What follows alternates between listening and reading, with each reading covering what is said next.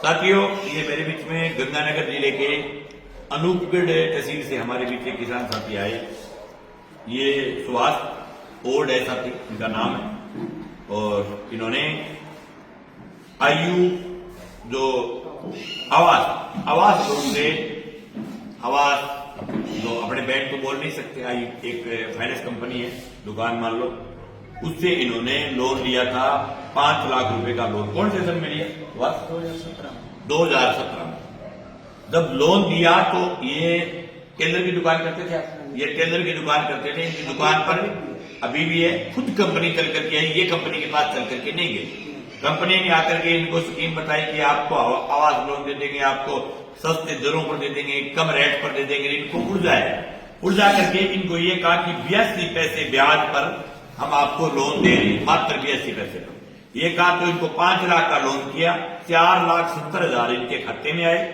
और इनको कहा कि 10 साल की आपकी 120 किस्तें बनाएंगे और 8,052 रुपए की एक किस्त होगी।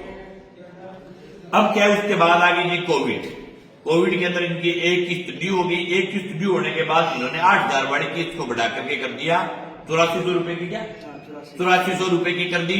और जो 10 साल की जो थी वो शुरू में जब लेटर इनके पास जब घर पे आया तो जो 10 साल की 120 किस्तें होती है, घर पे जो लेटर आया इन्होंने जो बैंक से निकलवाया, ये लेटर ये थी, इसमें किस्तें लिखी हुई थी 180, यानी 60 किस्तें सीधी बढ़ा दी।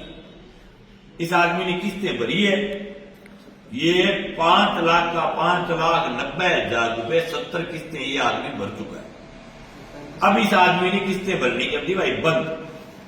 अब इससे ये कह रहे हैं कि कितने रुपए हो तो 35 क्या 70 भर दी, 35 और बढ़ा के 215 कर दिया।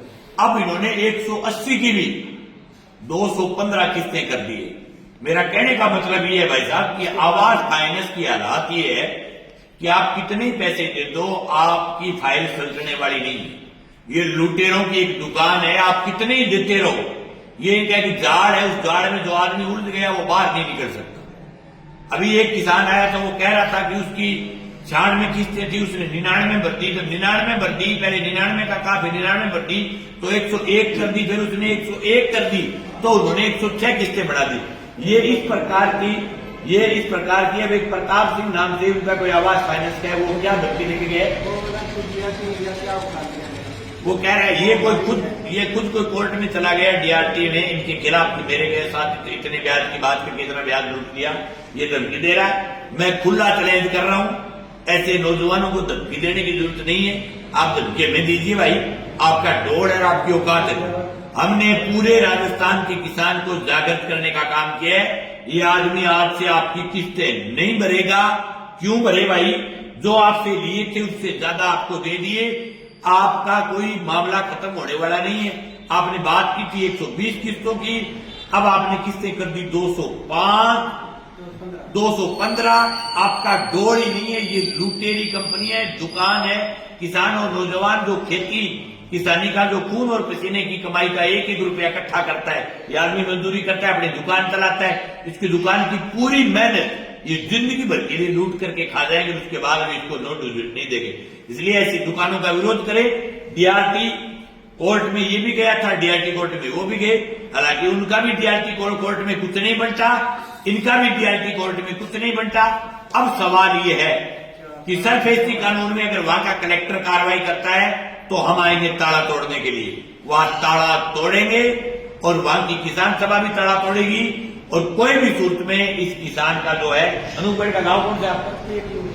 एक यूडीएम गांव का है। वहां की किसान सभा के नेताओं से भी मेरा निवेदन है कि इसका अगर ताला लगे तो आप ताला तोड़ें, और हम भी जरूरत पड़े तो इसके साथ खड़े रहेंगे।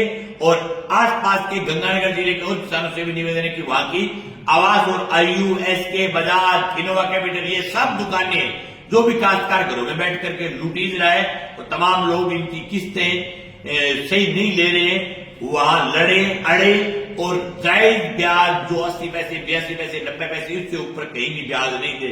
इनका विरोध करें। कंपनी को खुला कहे कि गेट से बाहर खड़ा रह करके बात करें। गेट के अंदर घुसने का कंपनी का पावर ही नहीं है। घर आपका है, छत आपकी, आपकी छत कोई नहीं छीन सकता। सुप्रीम कोर्ट की गाइडलाइन है कि आपके घर को छीन नहीं सकते कोई भी सूरत में। तो लड़ेंगे, जीतेंगे। गंगानगर के साथियों के लिए ये लाइव था। Thank you.